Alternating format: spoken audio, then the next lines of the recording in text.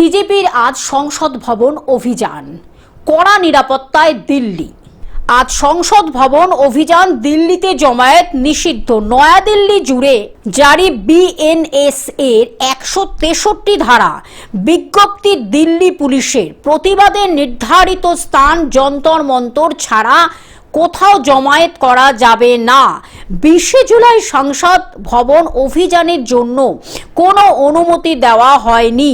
সাধারণ মানুষকে অনুরোধ, কোনো বেআইনি জমায়েত বা মিছিলে অংশ নেবেন না। সোশ্যাল মিডিয়ায় পোস্ট করে বার্তা দিল্লি পুলিশের। যন্তর মন্তরেও কড়া পুলিশি নিরাপত্তায় বন্দোবস্ত দিল্লি পুলিশের। Bureau report, globe news.